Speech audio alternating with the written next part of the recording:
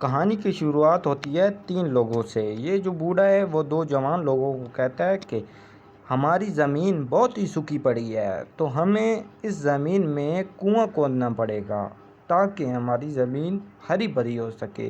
वो 2 बोलते हैं ये तो बहुत ही मुश्किल काम है, लेकिन ये बोलता है मुश्किल है लेकिन नामुमकिन नहीं। तो फिर वो 2 भी बोलते हैं तो फिर चलिए कल से हम काम शुरू करेंगे। तो वो बोलता है कि गांव के सभी लोगों को कल मैं इकट्ठा करके ले आऊँगा और एक अच्छा कुआं खोदेंगे हम।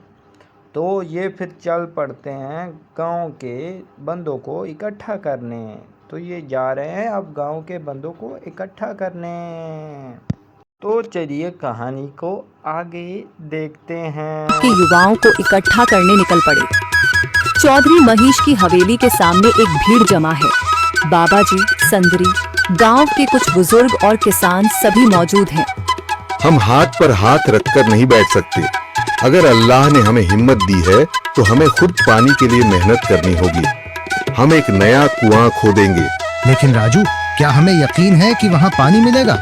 बेटा, पानी जमीन के अंदर होता है, बस सही जगह खोदने की जरूरत है।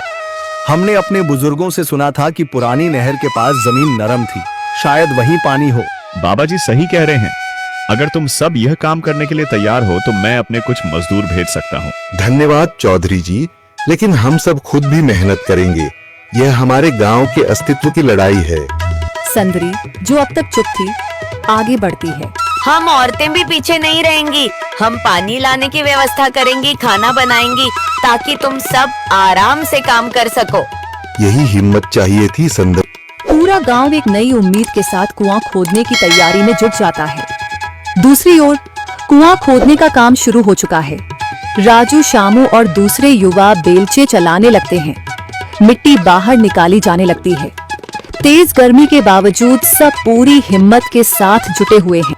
दोपहर की तेज धूप जमीन आग की तरह तप रही है। गांव के लोग लगातार कुआं खोदने में जुटे हैं। हाथ छिलने लगे हैं, माथे से पसीना बह रहा। नेक्स्ट पार्ट अगली वीडियो में देखें। शुक्रिया।